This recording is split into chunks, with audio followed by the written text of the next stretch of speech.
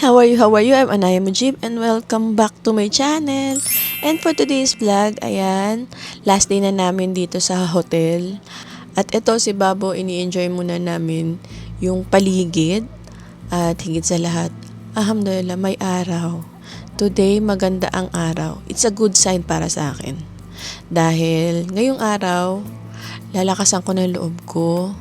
Titibayan ko ng loob ko na magpaalam sa mga in-laws ko. Yes. So, bago muna ako marap sa mga pressure ng buhay, so bago ko harapin ang mga in-laws ko, ayan, mag-e-enjoy na muna kami ni Babo dito. Hayaan ko na muna. Mamaya ko na harapin. Basta ako, kay Babo muna ako magfo-focus this time. Mamaya ko na sila harapin o mamaya ko na iisipin. Yung tunog ng mga manok nila dito, mga pabo nila, alam mo yung tunog ng titinda ng kutsinta? Oh. Ayan na. Alam, pabo, ostrich! Eh, diyan! Ayun!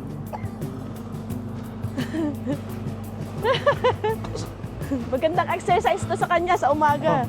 Call it andoks, andoks!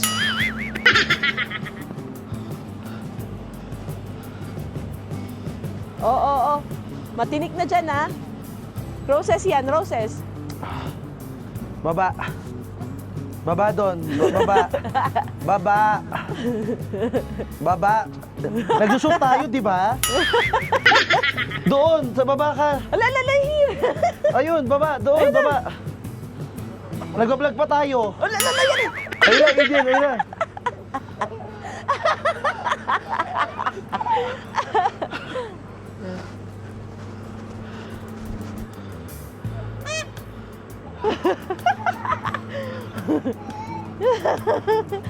Sis, diyan ka.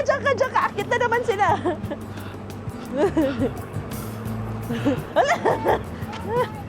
Diyan ka sa taas.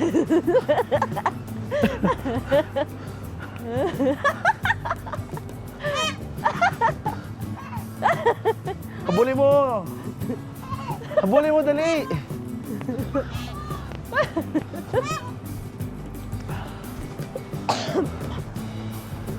Oh, baba.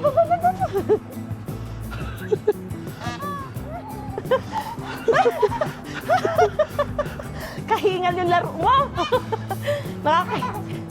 Kakay. Oh. Wow. Oh no! Call it andoks, andoks. Dali. Oh no! Sabi niya, oh no! Call it tinola. Oh! Sipon mo! Oh no! Ayun na, dali. Na-corner na. Lang. Oy, wag ka pumasok. Matinik. Rosas yan, rosas.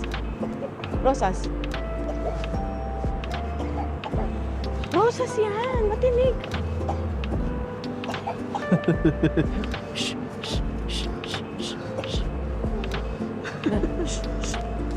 Ayun na. Lumabas na. Ayun na.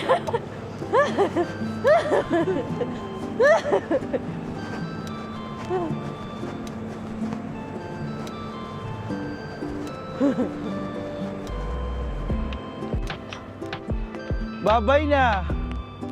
Bye-bye. Say bye-bye, chicken. Bye-bye. Bye-bye na sa chicken. Bye-bye, chicken. Bye-bye, Chicken Joy. Wala na, iniwan ka na ng manok. Bakit kaya chicken tawag niya? Asan ang chicken? Oo, matinik dyan. Matinik. Where's chicken? Ha? Eden. Chicken. Inubo na tayo. Kakahabol ng mga pikak. Ha? So, ito po yung morning routine namin ni Babu. Pataas mag-breakfast, magtakbo-takbo. Uy! Hagil! Hapin! It's not tea. Ha? Tea daw, sabi niya tea. So nakakaubos ka agad ng energy. Yung breakfast na kinain mo, malulusaw agad. Grabe tong batang to. Oy, it's ouchie that one, ouchie. Gusto niya amuyin kasi. Gusto niya amuyin yung mga rosas. Singa ka muna para ano. Puro pa ng sipon yung ilong mo eh. Ouchie, that one, ouchie. Yes, ouchie. Oh, Ala, no. No. There. Here, this one. Turuan niyo po ang mga Ate yan. bata na kailangan i-appreciate lang yung ganda ng mga bulaklak pag bunutin. Eto, Pag oh. mahal mo, pag gusto mo, hindi mo kailangan kunin. Ay, may hugot ka Ay. dun ah. Ba't humuhugot ka ng ganon? Ang aga-aga. Hindi ka naman magandang bulaklak. Ay, joke. Ay, wow. Hiyang-hiya naman ako sa bulaklak mo. Grabe. Inuubo na ako kakahabol kay Babo. Kakahingal. O, tingnan mo, nagbunot talaga siya ng bulaklak. Oh, this is for me? Ay! Yes, it's a purple. Huh? Is it for me? Oh, where are you going? I thought it's for Bunot na naman me. ng bulaklak. No. Gusto niya yung ano ni yellow. Gusto niya yung yellow na rose. Anong purple? Yellow yan.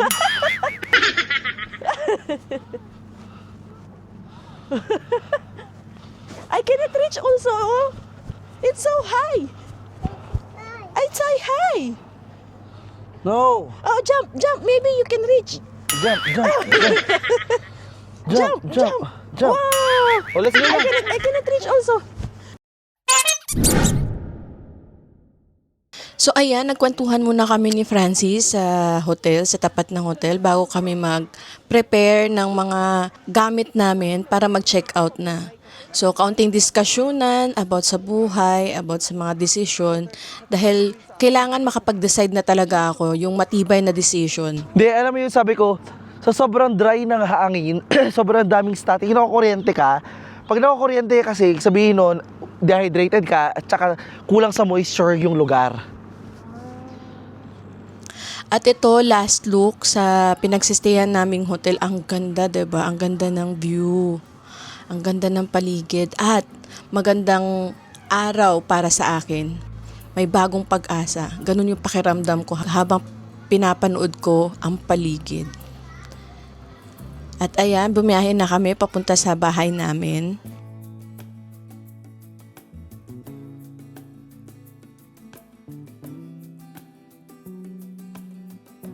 At ito, konting trivia galing kay Francis. Guys, ito yung helicopter dito ng India na natalo ng Pakistan. Nilagay na to bilang souvenir dito. At yan ang sasakay ni Babu. Ay, you want to go helicopter? Helicopter!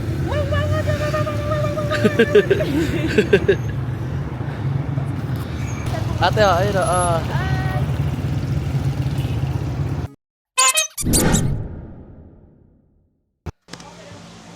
So ayan, dumating na kami sa bahay. At pagdating namin, tinawagan ko kaagad si Sudi. Pinaliwanag ko sa kanya detalye yung punto ko kung bakit gusto ko nang umalis sa Pakistan. Ang isipin mo yung anak mo. Ang anak mo yung nahihirapan sa puntong ito, sa sitwasyong ito. Hindi ko kayang manood lang, hindi ko kayang tingnan lang si Babo nang wala akong gagawin, wala akong ginagawa. Kaya bilang ama, magpakaama ka kahit sa anak mo lang, sabi ko sa kanya. Kailangan may gawin tayo. Kailangan may gawin ka bilang ama niya. Sabi ko sa kanya, mamamatay ako kapag nagstay ako dito sa Pakistan. Mamamatay ako. Mas lalong mahirapan yung kalooban ko na wala akong gagawin para kay Babo. Kaya pinaliwanag niya sa magulang niya lahat at pinaintindi rin niya na iba ako sa kanila. Hindi ako taga rito, sabi ko sa kanya. Hindi ako taga rito na kinalakihan niyo yung ganitong panahon. Nakasurvive kayo ng ganitong weather. Pero ako hindi talaga. At naintindihan naman ng mga magulang niya yung punto na yon. At pinaintindi ko rin sa kanila na babalik kami. Babalik kami after lang nitong winter dahil hindi namin kaya yung ganitong panahon. Talagang hindi ko kayang isakripisyo yung kalusugan ni Babo na lagi siyang nagkakasakit. Hindi na nawawala yung sipon niya. Lagi pating nilalagnat. Pabalik-balik yung lagnat niya. Nagkakahawaan na rin dito. Hindi tanggap ng puso ko yun. Hindi tanggap ng isip ko bilang ina. Kaya talagang pinilit ko si Sudi na makaalis kami. At sa mga magulang naman niya, syempre sa una mahirap intindihin yung punto ko dahil bilang isang manugang, hindi sila sanay na hindi sila ang nasusunod. Kasi sila yung mga biyanan eh. Lahat ng bagay sila ang nasusunod pagdating dito sa Pakistan. Pero this time, hindi na ako mananahimik. Hindi ako papayag sa gusto nila. At pinaintindi ko sa kanila na trinay kong sundin yung kultura nila, yung tradisyon nila. Pero this time, hindi talaga. Naging mabuti ako sa kanila sa pakikisama, sa pakikitungo. Pero itong puntong to, ito na yung ipaglalaban ko. Ipaglalaban ko hanggang sa dulo, hanggang sa makaalis kami ni Babo. Dahil hindi na ako mananahimik this time. Nagkaroon ako ng lakas ng loob mula nung sunod-sunod na nagkakasakit si Babo. Lalong nadudurog ang puso ko kapag nakikita ko nahihirapan si Babo. Na bilang nanay, doon ako humuhugot ng lakas ng loob. Kaya sinabi ko sa sarili ko, hindi ako papayag na hindi kami aalis dito sa Pakistan. Gagawin ko ang lahat, makaalis. Hindi ako papayag na hindi kami makaalis kasama ni Francis. Kasi yun naman isa sa mga sinabi sa akin ni Sudi, makakaalis na ako ng Pakistan kung kasama ko si Francis. At sobrang nagpapasalamat ako na nandito siya para gabayan kami, para suportahan yung desisyon ko na paliwanagan din yung mga in-laws ko. Dahil may time na si Francis ang tinatanong kahit ako yung involved. Kasi babae ako eh. Kaya hindi ako ang madalas na kinakausap ng mga uncle at saka ng tatay ni Sudi, kundi si Francis. Lahat ng detalye sa lakbay namin, sa paglalakbay namin papuntang Islamabad, si Francis ang tinatanong, hindi ako. So, ganun talaga eh. Tanggap ko na sa sarili ko nung umpisa pa lang na ganun ang turing nila sa mga babae rito. Pero at least kahit papano nagpapasalamat ako kay Sudi na binibigyan niya ako ng boses. Binibigyan niya ako ng pagkakataon na magdesisyon para sa aming mag-ina. Alam ko nakakatakot. Kahit naman ako natatakot ako eh. Natatakot ako kasi di ko alam kung anong mangyayari sa amin ni Babo pag alis namin dito sa Pakistan. Natatakot ako bumiyahe na si Babo lang ang kasama mula dito Pakistan hanggang Pilipinas. Pero kakayanin ko. Alam ko kakayanin ko. Lahat kakayanin ko basta sa anak ko. Alam ko sa puso ko. Doon ako huhugot. Doon ako humuhugot ng kakayanan na hindi ko alam na may ganun pala akong lakas.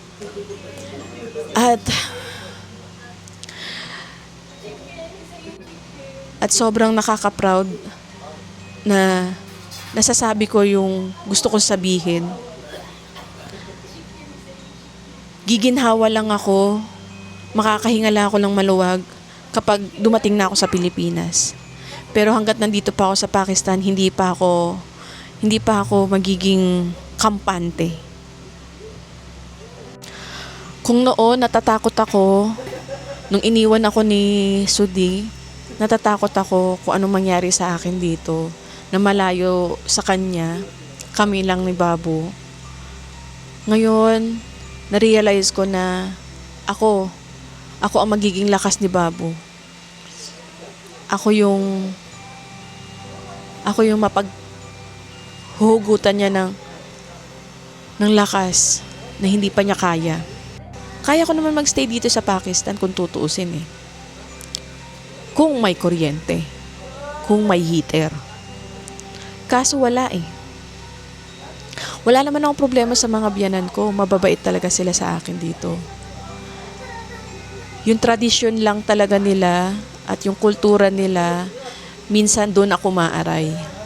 Pero natotolerate ko naman. Martir eh, 'di ba? Pero this time, hindi eh. Hindi ko pwedeng baliwalain. Hindi ko pwedeng baliwalain ang puntong ito dahil buhay na naming mag-inay nakasalalay. Kung si Babo nakakapagsalita, nasasabi niya yung masakit sa kanya, sige, pwede pa ako magstay dito. Pero hanggat ganyang edad, hindi mo alam kung ano masakit sa kanya, bigla na lang siyang iiyak. Hindi mo alam kung anong gagawin dahil nga hindi pa niya kayang explain nararamdaman niya. Hindi ko kaya. Magsistay ako sa isang lugar na alam ko si Babo magiging masaya, magiging masigla. Si Babo magiging malusog. Mula dumating si Babo, pinangako sa sarili ko, ibubuhos ko sa kanya yung hindi ko nagawa sa kambal. Pinangako ko yun. Sabi ko, once nagkaanak ulit ako, ang hindi ko nagawa sa kambal, gagawin ko sa kanya. Hindi ako nagkaroon ng boses sa kambal eh. Nakinig lang ako. Nagtrabaho pa rin, kahit nahihirapan na ako. Kaya nung nabuntis na ako ulit kay Babo, nag-resign ako kaagad. At hindi ko nahahayaan masaktan siya o may mangyaring masama pa sa kanya.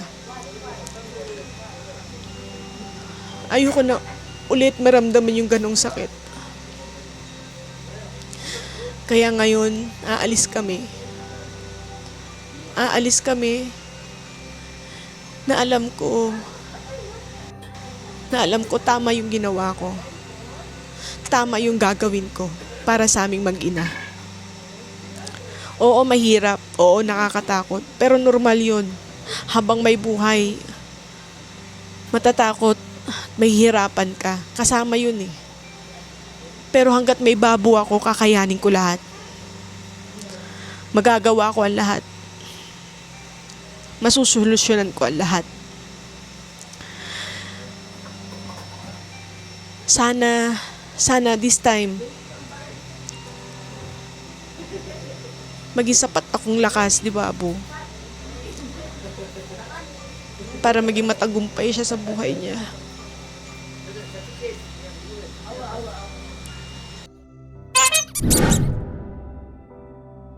At mapapansin ninyo, ayan yung tsura ng mama niya. As in talagang nalulungkot siya. Nalulungkot siya sa desisyon namin na aalis kaming mag-ina dahil gusto niya magstay pa kami. Siyempre, dahil as a lola, malulungkot siya na aalis yung apo niya. At napamahal na kasi sa kanya si Babo talaga. Sobrang nalungkot siya nung nalaman niya na aalis na kami. Kasi biglaan, una sa lahat, biglaan. At talagang nagsusorry ako sa kanila ng mga panahon na yan dahil nga sabi ko, hindi ko lang talaga kaya magstay pa. At naging biglaan dahil paalis na si Francis. Hindi kasi ako makakaalis kapag wala akong kasama. At that time, natsyempohan lang na si Francis aalis na. So ako, sasabay na ako sa kanya. So ayan, nagbigay ako sa tatay ni Sudi para sa pang-araw-araw nila. At ayan, nagbigay rin ako para sa mga bata. At ayan, kaunting banding muna bago kami umalis. Talagang mapapansin ninyo, napaka-down ng pakiramdam ni Mama. At si Babo naman, okay naman sa kanya yung naging desisyon dahil nakikita rin naman niya talaga na nahihirapan kaming mag-ina habang nagsistay dito sa bahay. Sa umpisa, syempre hindi niya maintindihan, pero nung nakausap na niya si Sudi at napaliwanagan, talagang hindi ko lang kasi talaga kaya yung winter. Sabi ko, babalik naman ako after ng winter. Itong winter lang talaga hindi namin kaya ni Babu. Kasi nga nagkakasakit kami. Ang hirap pag ang bata nagkasakit, baka magka-pneumonia pa. Dito sa lugar namin, ang hirap ng ospital. Ang layo ng mga ospital. Kahit ospital dito, nawawalan din ng kuryente mga be. Isipin ninyo, bata pa to, tapos lucky lang din talaga kami ni Babu. Kahit papano may chance kami umalis. Paano yung mga bata na nakastay dito na hindi kaya, 'di ba? Isipin niyo yun, nung unang punta namin sa ospital, as in talagang nadurog ang puso ko. Nadurog yung puso ko sa mga bata na ang dami nila, tas walang magawa yung facilities nila, hindi nila ma-provide ng tamang care. Talagang nakakalungkot lang. At ayoko maranasan yun ni Babu. At ayan, nilagyan si Babu ng parang eyeliner. Meron kasi sila ditong tradisyon na nilalagyan nila yung mga bata ng eyeliner dahil una, paniniwala nila may protection yun sa evil eye. Pangalawa, nakakalinaw ng mata. Sabi ni Sudi sa akin, yun yung paliwanag niya, nakakalinaw ng mata. At sabi naman ni Mama, ang paliwanag naman niya sa akin is para hindi daw maging singkit. Pero na-search ko naman, tradition talaga yan sa mga Pakistan. At ayan si Mama, talagang mamimiss niya si Babu. Talagang kinukuha niya si Babu, binubuhat niya. Dahil kahit nung unang punta namin dito, si Babu yung pinaka naging ka-close din niya. At lagi silang magkasama. Hindi ko naman sinasabing paborito niya si Babu. Pero syempre, may pagka-special si Babu sa puso niya dahil anak siya ni Mujib. Actually, wala naman talaga ako masasabi sa mga biyanan ko. Kasi umpisa pa lang, tinanggap na nila ako sa pamilya nila. At isa pa, itong pag-YouTube ko din, tinanggap nila yung pag-YouTube ko kahit na bawal sa kanila ang magkaroon ng social media o ma-expose sila sa social media. Kahit nga kapag may mga gatherings or event, hinahayaan na lang nila ako na mag-YouTube at pinapayagan nila ako. Sila na lang yung humihingi ng permiso at pinapayagan nila ako na i-cover ko o pakita ko yung mga in-laws ko at mga relatives sa YouTube ko. There's fish there, there's beef. Fish, here no. Beef, fish, chips. Chips. Inshallah, this guy. Chips? Is it chips? You want chips? No. He wants parata. Yeah, parata. In breakfast, parata. Ay, give pancake, parata. Parata. When finish na parata, pancake. Parata.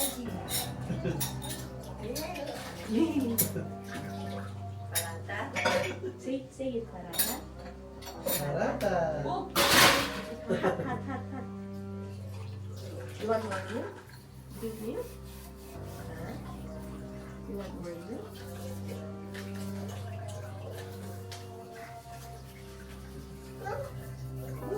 Cool. That's cool. Cool.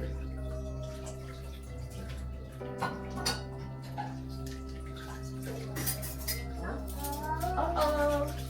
Hot. Para.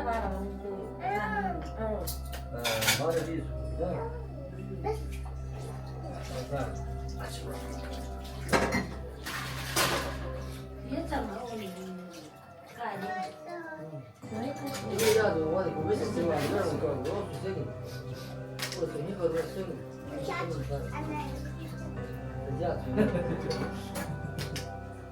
YouTube. Facebook. Iramada. At ito, nag-umpisa na rin akong mag-impake. Nag-umpisa na rin ako mag-impake ng mga gamit ni Babu. Inuna ko talaga lahat ng mga gamit ni Babu dalhin dahil kailangan masecure ko yung mga damitan niya.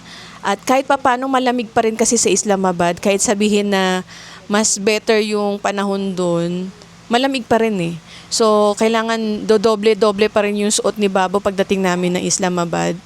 And ako kahit 4 na dress nga lang dinala ko, 4 na dress, 2 pantalon, dahil may mga ibang damit pa naman ako natitira sa Pilipinas. Kung wala, edi yung mga damit ni Francis. Yun ang susuotin ko. Total, wala naman si Francis sa Pilipinas. Yun ang susuotin ko pansamantala. So, ang mga dinala ko lang talaga as in konting-konti lang. Ang luggage limit namin ni Babu is 20 kg bawat isa. Habang nag-impake rin ako ng mga panahon na yan, binigyan ako ni Mama ng almonds. Actually, pinapadala sa akin ni Mama na almonds is nasa 15 kg, 10 or 15 kg. Sabi ko, hindi ko na po madadala kasi oras na yun, hindi ko naman alam kung gaano o gaano kabigat na yung nadadala ko o may luggage limit pa ba ako. So, kaysa naman masayang o maiwan sa airport, nagdala ako pero konti lang yung almonds na nadala ko. Tapos may mga pinapadala pa silang apricot, apple. Actually, binigyan ako ni Mama ng red and golden apple ng tig 5 kg na nagulat ako. Hindi ko po kayang dalhin to lahat sa airport. Baka masita po ako, sabi ko. So, kumuha lang ako ng konti dahil pagdating naman namin sa Islamabad, hindi naman kami magfa-flight agad. May mga 2 days pa kami magsistay sa Islamabad bago kami mag-flight. So, kumuha lang ako ng konti para kay Babu dahil si Babu mahilig talaga sa mansanas. Mahilig sa prutas actually. Itong bata na to, mas gugustuhin niya magprutas kaysa sa mga chichirya o mga na bibili sa store. At ayan, tinutulungan na rin ako ni Francis na mag-impake. Sabi pa nga niya sa akin, sure ka ito lang yung i-impake mo, kaunti lang. Sabi ko, okay na ako dyan. Kasi ayoko naman iparamdam sa mga biyanan ko na hindi na ako babalik. Siyempre, gusto ko masecure pa rin yung pakiramdam nila na babalik pa rin kami ni Babu.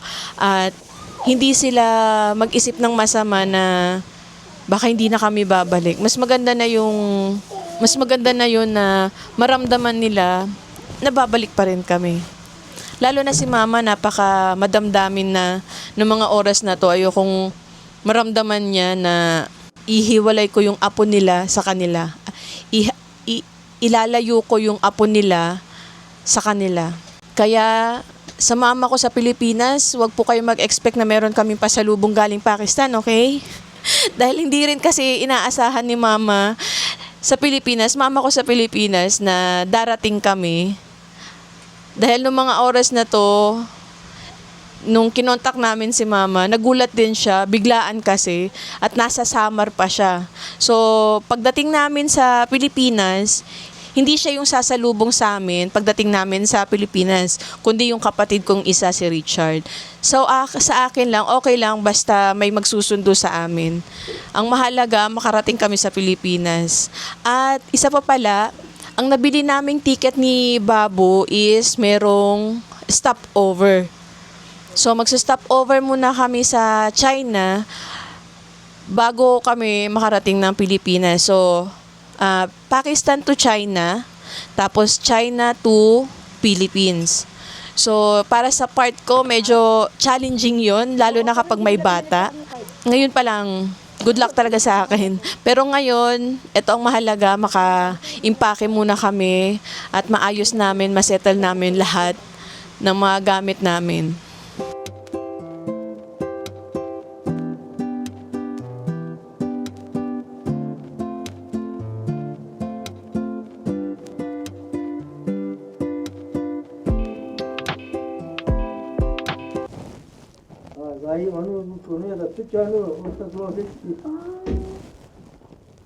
The water? Close there? No, here it goes. Here. Close here? Here, close it. Close mo raw yan. It's okay. All this? Put here? Sure. Oo. Pasok siya.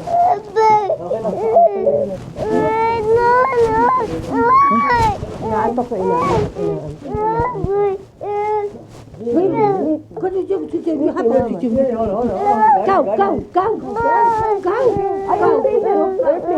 Airplane outside, oh. Ay, wala na. Airplane going there na. The airplane going there. Hello.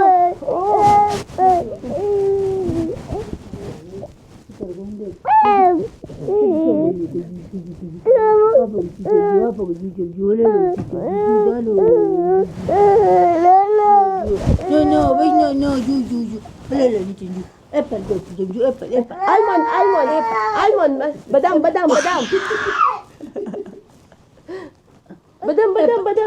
Ali, badam. Badam.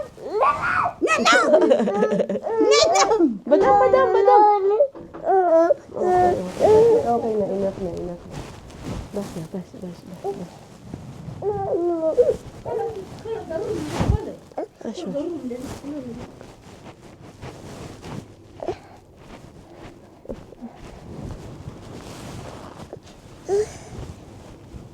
No.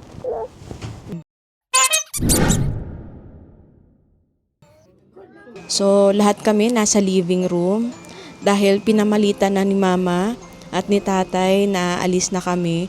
So, yung mga ibang kamag-anak na malapit lang, na katabi lang namin dito sa bahay, is pupunta at bibisita sa amin, at least mag-say hi or goodbye sa amin para ligtas na biyahe, ganun.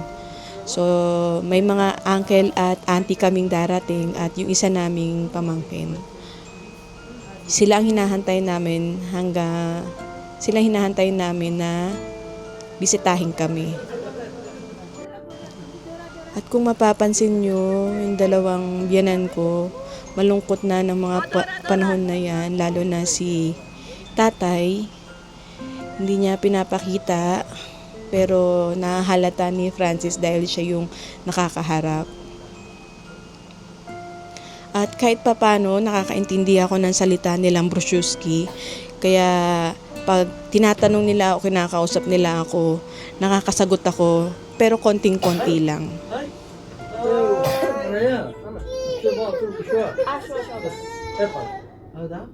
Kaya naman dito wala eh.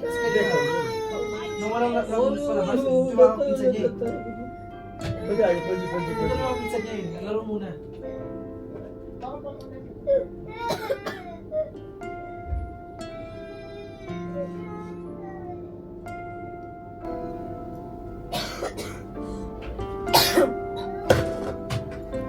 Come here.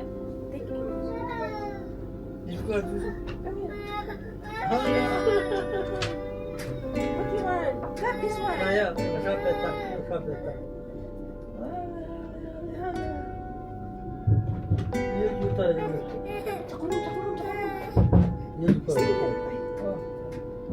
Here with Apa. Here, apa?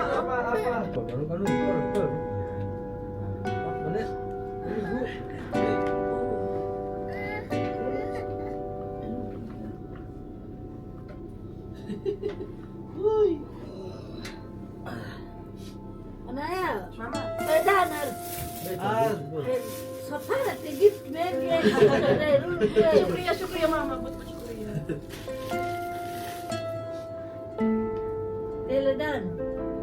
And then always apple.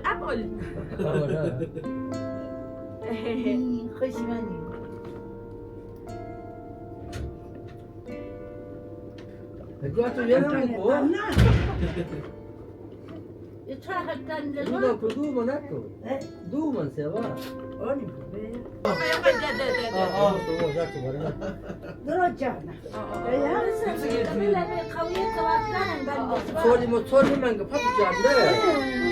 왜 저거는 누워셔?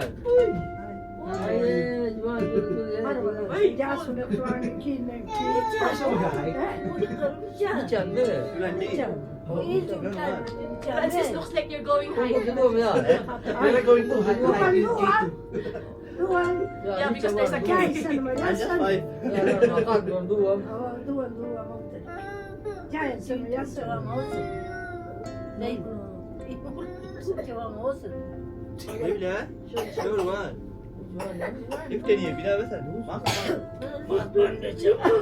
그래 짜 그래 진짜.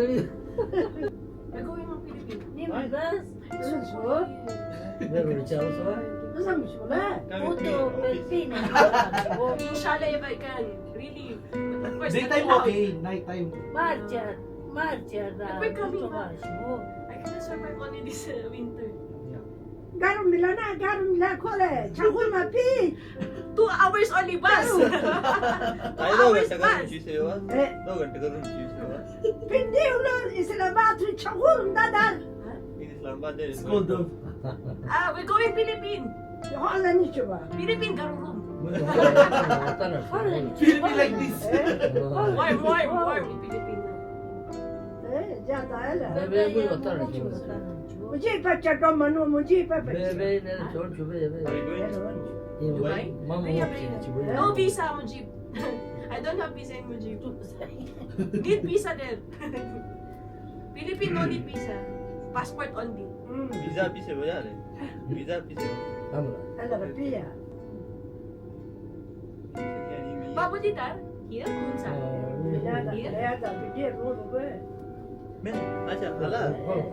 Hayır. İşte kolum koydu. Niço? Ya ki bu kuşu basın. Beya.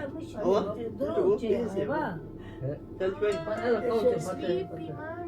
That's my cry. Ni mo? 아와이. 아와이 아니 그 Inshallah. See you next year. Next year. Yeah, next year. Şada pon ne diyor? You will come back again. I will come back again. Şada pon ta. Böyle şu anda polis. La la. Mukaya. Reme da kukan. Parang nag-asawa yung asawa mo ng package. Şu anda polis. 네, Yung asawa mo sa Malaysia. Na kukan. Eski ama amar bize tuz. Ben olacağım. O hideli çağırıyor. Naman din ako. Bas mı bas? Hindi mo ko pinadya. Wala silang pakialam sa'yo. Package to. Sleepy. One, two, one, two. Tu. Eski ama diyor ya. La la ne çalışıyor? El parque pate. Nok nok pate. Knock, knock, pate. Knock, knock, pate. Erçot. Bir şey. Mosula, Mosula. Hello. Ne der? Alo. Bunu mu yapacağız ya? Sleeping. Waiting for you. Sleeping na. Oh, shit.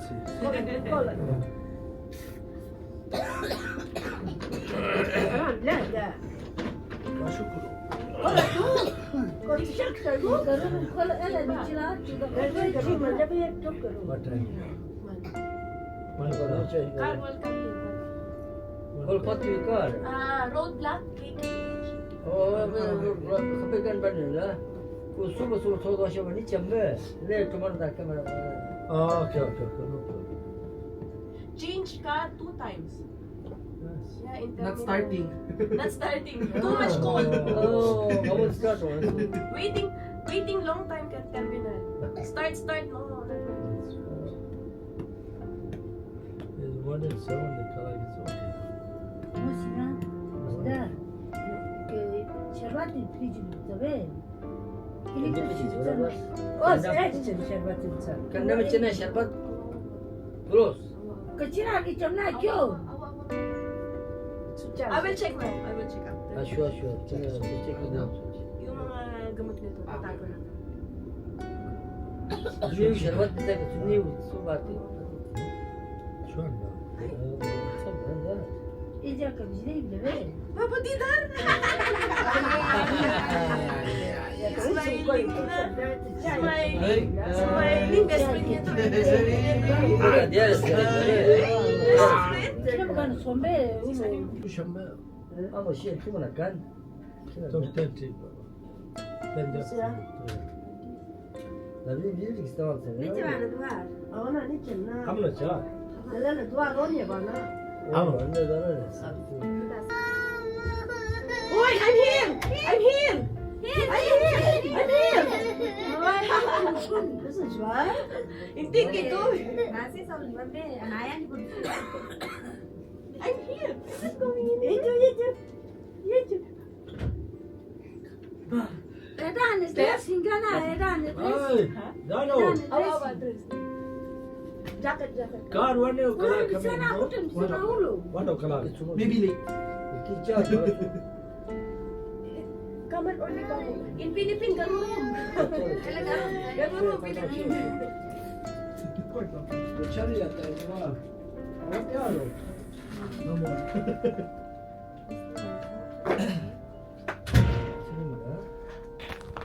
So kanina guys, pagdating namin dito, nakasalubong namin yung father-in-law ni ate. And then nakakatuwa lang, sabi ko ang bait niya. Kasi yung mga tao dito is nagtatrabaho para sa kanilang sewage. Ito oh. So may construction site dito sa may kalsada nila ate. Para sa, hindi ko alam kung tubig lang ba to o sa sewage din mismo nila. So ayan sila.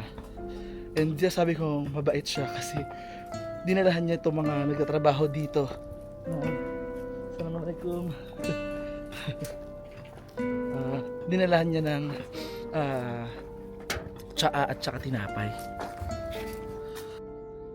At ngayon, pupuntahan naman namin ni Babo yung farm ng auntie namin na halos araw-araw namin binibisita. Sobrang mamimiss ni Babo yung lugar na to dahil sa bahay namin sa Pilipinas, walang space na ganito kalawak na pwede niyang takbo-takbuhan o may mga alagang hayop na pwede niyang mag-hi, mag-bye o kausapin o pinaglalaruan. Doon kasi sa lugar namin masikip at ang madalas lang na makikita ang hayop is yung mga aso't pusa. Alam ko magiging challenging yung pag-uwi namin sa Pilipinas, pero ito yung bagong pag-asa namin. Ano sabi mo? Tama-tama, magbabagong taon.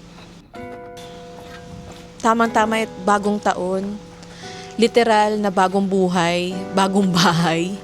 Diba, isipin nyo guys, kahit sobrang lamig, tuloy-tuloy pa rin yung paggawa nila.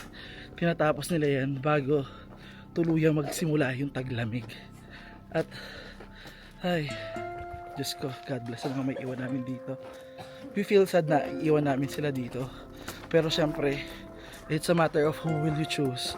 Yung malulungkot ka para sa kanila o para sa sarili mo. Actually, para yun yung nararamdaman ng mga OFW tuwing niiwan nila yung pamilya nila. Somehow, ganun din naman. Pero kami hindi dito for opportunity. Si ate aalis dito just to keep them safe and warm. Literally. Magpapatuloy pa rin ako sa pagbablog pag umuwi na kami ng Pilipinas dahil meron pa akong mga ibang video na hindi ko pa na-edit dahil wala akong panahon, dahil wala akong pagkakataon na i-edit dahil sa mga nakaraang araw.